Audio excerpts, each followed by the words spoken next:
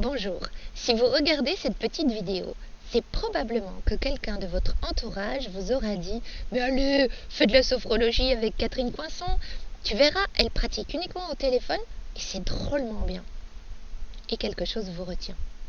Alors j'avais envie de vous rassurer, parce qu'elle est très douce, ma pratique de la sophrologie, et efficace. Tout d'abord, je voulais vous dire que ce n'est pas par hasard l'emploi du téléphone. Je n'ai pas attendu d'être poussée par la contrainte du confinement. J'avais commencé bien avant, parce que j'y trouve plein d'avantages pour mes clients. Il permet de lâcher prise plus facilement, de faire moins d'efforts pour se concentrer et d'observer plus facilement ce qui se passe à l'intérieur de nous. Alors sur le lâcher-prise, c'est très important en sophrologie le lâcher-prise. On s'entraîne à chaque séance à lâcher prise sur le négatif et sur plein de choses. Le premier des lâcher-prise avec l'emploi du téléphone, c'est notre apparence.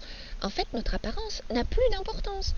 Je me souviens en souriant d'un de mes clients tellement content d'avoir pu lâcher complètement sa mâchoire inférieure en n'étant plus gêné par le regard du thérapeute qu'il aurait pu porter sur lui.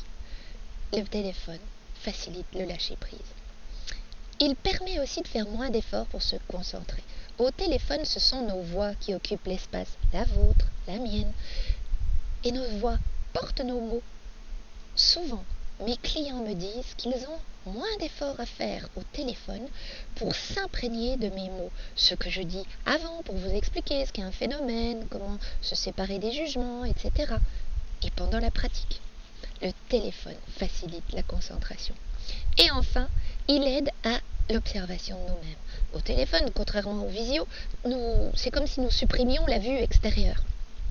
Quand nous nous privons d'un sens, les autres sens sont renforcés.